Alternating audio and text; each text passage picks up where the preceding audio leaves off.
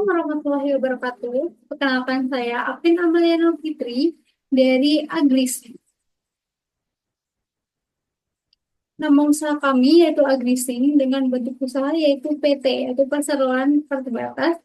Dengan bidang usaha teknologi pertanian atau Agritech, kami berada di Jalan Soekarno-Hatta nomor 12 Tulungagung. Agrising menghadirkan platform IoT dan data analytics untuk pertanian presisi meliputi sensor lahan, aplikasi monitoring, dan layanan konsultasi agronomi. Nah, kami memberdayakan petani skala kecil dan menengah untuk meningkatkan hasil panen dan efisiensi penggunaan air pupuk serta kualitas produk.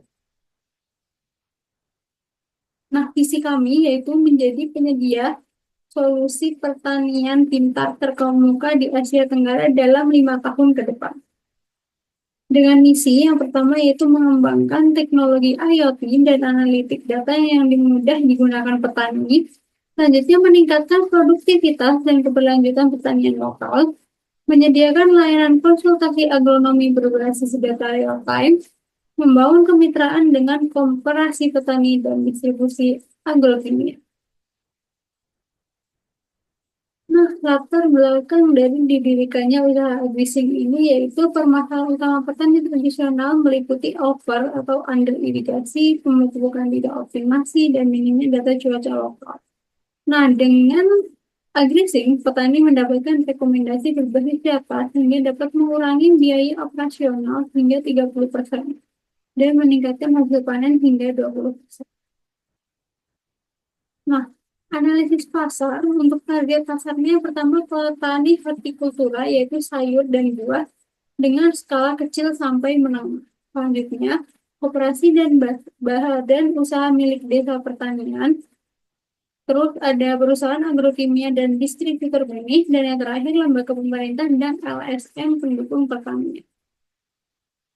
Nah, berikut adalah analisis kompetitor.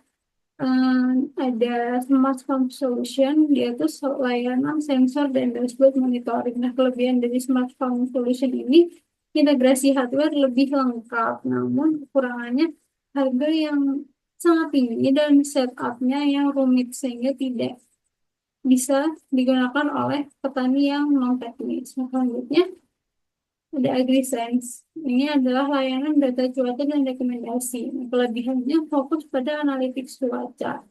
Namun, kekurangannya, eh, aplikasi ini tidak terhubung langsung ke sensor lahan. Nah, selanjutnya ada AgriSync, yaitu punya kita dengan layanan IoT, analytics, dan konsultasi. Nah, kelebihan dari AgriSync ini, paket all-in-one, support lokal, dan harga bersaing. Untuk kekurangannya, jaringan distribusi hardware saat ini masih dalam tahap perkembangan. Nah, untuk analisis SWOT, yang pertama strength, yaitu solusi end-to-end, kemitraan lokal, dan tim agronomi yang lebih berpengalaman.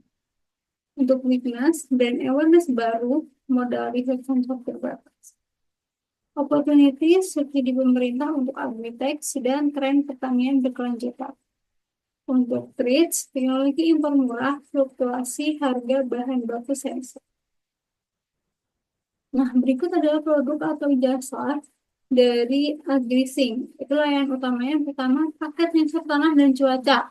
Sehingga dapat mengukur kelembapan, suhu, dan pH pada tanah. Nah, ada aplikasi mobile atau web yaitu monitoring real time tentang perkembangan pertanian dan juga notifikasi. Ketiga ada analitik data dan rekomendasi. Jadi nanti ada jadwal irigasi dan juga dosis pupuk yang sesuai dengan tanaman yang coba diberikan. Dan ini ada konsultasi agronomi yaitu eh, bisa dilakukan secara onsite dengan bertemu dengan para konsultan atau dengan remote berdasarkan data. Dan yang terakhir maintenance dan upgrade. Itu layanan pernah jual perangkat dan software. Nah, keunggulan dari layanan iBuilding ini yang pertama, platform telah terintegrasi antara hardware, software, dan konsultasi. Lalu ada desain hardware yang tahan terhadap cuaca tropis.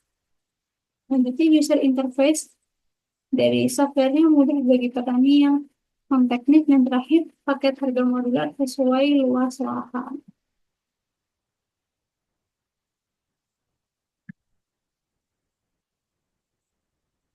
Nah, berikut inovasinya yang pertama ada Green AI, yaitu model prediksi hama dan penyakit. Dan yang kedua, marketplace B2B, yaitu konektivitas dengan membeli dan distributor.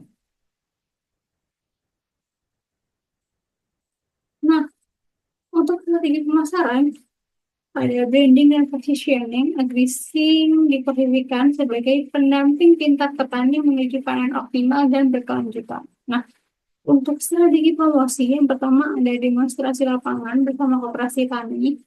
Selanjutnya ada konten edukasi video di YouTube dan akan di-share di WhatsApp grup petani. Selanjutnya ada kemitraan dengan dinas pertanian dan lembaga riset. Dan yang terakhir, program uji coba gratis bagi 50 petani pada awal tahap pengembangan.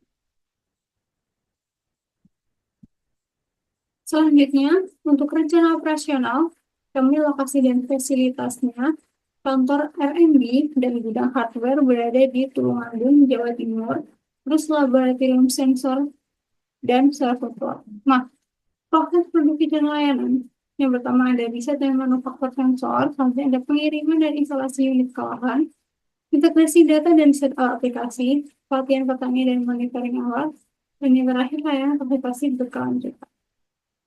Berikut adalah struktur organisasi dari Agrishing, yaitu CEO atau founder yang Agritech expert, terus ada CPO yang expert pada IoT dan software, ada agronomist lead, ada engineer Harvard and Cambridge, terus ada tim sales and community outreach, dan ada tim support and maintenance.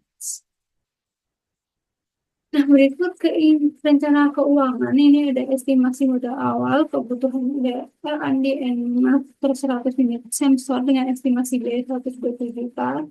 Terus membutuhkan platform dan juga server cloud dengan estimasi biaya 40 juta. Ini membutuhkan gaji untuk 6 pegawai 3 bulan, yaitu 50 juta.